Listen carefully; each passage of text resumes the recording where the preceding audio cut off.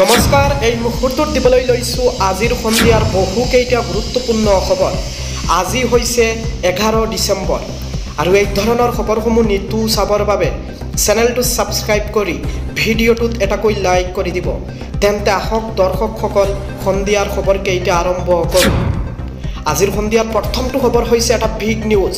এই মুহূৰ্তত জনাই আছোঁ ভাৰত বাংলাদেশৰ সম্পৰ্কৰ অৱনতিৰ মাজতে ৭৮ বাংলাদেশীক আটক কৰা হৈছে। আমি পুনৰবাৰ জনাই আছোঁ ভাৰতীয় উপকূলৰক্ষী বাহিনীয়ে আটক কৰিছে বাংলাদেশী নাগৰিকক।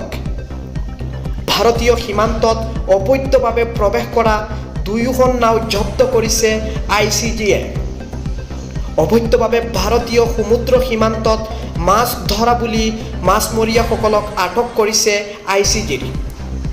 ভাৰতীয় উপকূলৰক্ষী বাহিনীৰ জিম্মাত আছে প্ৰায় ৭৮ বাংলাদেশী মাছমৰীয়া। আন্তঃৰাষ্ট্ৰীয় সমুদ্ৰ সীমাৰেখা অতিক্ৰম কৰি ভাৰতত প্ৰৱেশ কৰিছিল মাছমৰীয়াসকলে। ভাৰত বাংলাদেশৰ সম্পৰ্কৰ অৱনতিৰ মাজতে ৭৮ বাংলাদেশীক আটক কৰা হৈছে। ভাৰতীয় উপকূলৰক্ষী বাহিনীয়ে আটক কৰিছে বাংলাদেশী নাগৰিকসকলক। আজিৰ সন্ধিয়াৰ দ্বিতীয়টো খবৰ হৈছে এই মুহূৰ্তত জনাই আছোঁ সকলোৰ বাবে বিশেষকৈ জানিবলগীয়া খবৰ। ২৬,৯৭০ গৰাকী মেট্ৰিক উত্তীৰ্ণ শিক্ষাৰ্থীলৈ আহিছে নগদ পুৰস্কাৰ। আমি পুনৰবাৰ জনাই আছোঁ ১২ দিনৰ ভিতৰত ২৩,৬৪০ গৰাকী নৱম শ্ৰেণীৰ শিক্ষাৰ্থীলৈ চাইকেল বিতৰণ। মুঠ ১৩ লাখৰো অধিক নৱম শ্ৰেণীৰ শিক্ষাৰ্থীক চাইকেল প্ৰদান কৰা হ'ব। ইফালে দ্বাদশ শ্ৰেণী উত্তীৰ্ণ শিক্ষাৰ্থীলৈ ৪৮,৬৭৩খন স্কুটাৰ প্ৰদান কৰা হ'ব। ৭৫%ৰে দ্বাদশ উত্তীৰ্ণ শিক্ষাৰ্থীক দিয়া হ'ব ১২,৫০০ টকাকৈ। আমি পুনৰবাৰ জনাই আছোঁ ৰাজ্যৰ প্ৰতিখন জিলা সদৰত বিতৰণ কৰা হ'ব এই পুৰস্কাৰসমূহ। দ্বাদশ শ্ৰেণী উত্তীৰ্ণ হৈ বাহিৰত কোচিং কৰিবলৈ গ'লে নাপাব বাণীকান্ত কাকতি বঁটা। আজিৰ সন্ধিয়াৰ পৰৱৰ্তী খবৰটো হৈছে অসমত পুনৰ সংঘটিত হৈছে ভয়ংকৰ ঘটনা। আৰক্ষীৰ বাহনত দুৰ্বৃত্তৰ অগ্নিসংযোগ। মাজুলীৰ গড়মূৰ থানাৰ ২০ মিটাৰ দূৰত্বত এই ভয়ংকৰ ঘটনা। ২খনকৈ আৰক্ষীৰ বাহনত অগ্নিসংযোগ দুৰ্বৃত্তৰ। অগ্নি নিৰ্বাপক বাহিনীৰ তৎপৰতাত জুই নিৰ্বাপন। আমি জনাই আছোঁ বাহন দুখনৰ নম্বৰ হৈছে AS 306173।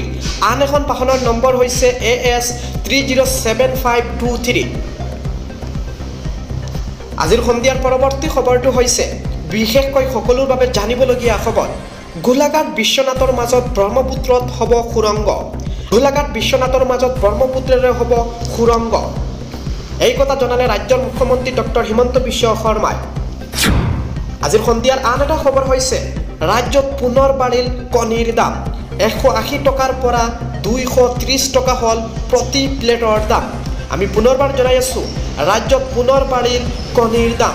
১৮০ টকাৰ পৰা ২৩০ টকা হ'ল প্ৰতি প্লেটৰ দাম। আজিৰ সন্ধিয়াৰ পৰৱৰ্তী খবৰটো হৈছে ফেচবুকত মুখ্যমন্ত্ৰীক দিব পাৰিব দুৰ্নীতিৰ অভিযোগ। দুৰ্নীতিৰ তথ্য লিখি পোষ্ট দিয়ক মুখ্যমন্ত্ৰীৰ ফেচবুক একাউণ্টত। আপোনাৰ অভিযোগৰ ভিত্তিত তাৎক্ষণিকভাৱে লোৱা হ'ব একশ্যন। কৃতি ছাত্ৰ ছাত্ৰীক চৰকাৰে দিয়া স্কুটাৰ চাইকেলৰ নামত সহ্য কৰা নহ'ব দুৰ্নীতি।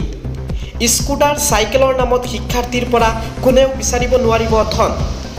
হেলমেটৰ নামতো ছাত্ৰ ছাত্ৰীৰ পৰা সংগ্ৰহ কৰিব নোৱাৰিব টকা। এটকাও ধন বিচাৰিলে পোনপটীয়াকৈ মুখ্যমন্ত্ৰীক দিব পাৰিব এতিয়াৰ পৰা অভিযোগ। আজিৰ সন্ধিয়াৰ আন এটা খবৰ হৈছে দক্ষিণ কামৰূপৰ চৌধুৰী পামত ভয়ংকৰ পথ দুৰ্ঘটনা। নিয়ন্ত্ৰণ হেৰুৱাই পথৰ দাঁতিৰ গছত খুন্দা যাত্ৰীবাহী ট্ৰেভেলাৰৰ। চালকসহ কেইবাগৰাকী যাত্ৰী গুৰুতৰভাৱে আহত হৈছে। আহত যাত্ৰীসকলৰ ভিতৰত আছিল স্কুলীয়া ছাত্ৰী আৰু শিক্ষয়িত্ৰী।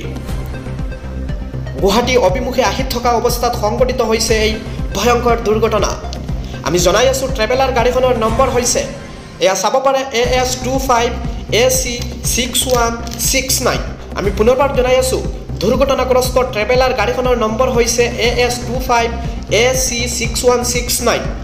আহতসকলক লগে লগে সোণতলী প্ৰাথমিক চিকিৎসাত ভৰ্তি কৰা হৈছে। চালকসহ কেইবাগৰাকী যাত্ৰী গুৰুত্বভাৱে আহত হৈছে বুলি জানিব পৰা গৈছে। আৰু আহত যাত্ৰীসকলৰ ভিতৰত আছিল স্কুলীয়া ছাত্ৰী আৰু শিক্ষয়িত্ৰী। গাড়ীখন গুৱাহাটী অভিমুখে আহি থকা অৱস্থাতে সংঘটিত হৈছে এই ভয়ংকৰ পথ দুৰ্ঘটনা। আজিৰ সন্ধিয়াৰ পৰৱৰ্তী খবৰটো হৈছে অহা 28 ডিচেম্বৰৰ ভিতৰত অৰুণোদয় আঁচনিৰ বাবে কৰিব লাগিব আবেদন, অন্যথা নাপাব অৰুণোদয় আঁচনিৰ ধন। 15ৰ পৰা 28 ডিচেম্বৰৰ ভিতৰত গাঁৱে গাঁৱে অনুষ্ঠিত হ'ব হিতাধিকাৰীৰ বাছনি সভা। এই সভালৈ গৈ নাম অন্তৰ্ভুক্ত কৰিব পাৰিব আপুনি, অন্যথা 2026 চনৰ বিধানসভা নিৰ্বাচনত পৰ্যন্ত নাপাব এই সুবিধা। গাঁও সভাত নাম অন্তৰ্ভুক্ত নকৰিলে কৰ্তন কৰা হ'ব আপোনাৰ নাম। অৰুণোদয় হিতাধিকাৰীৰ বাছনি সভাত মহিলাসকলক অংশ ল'বলৈ আহ্বান।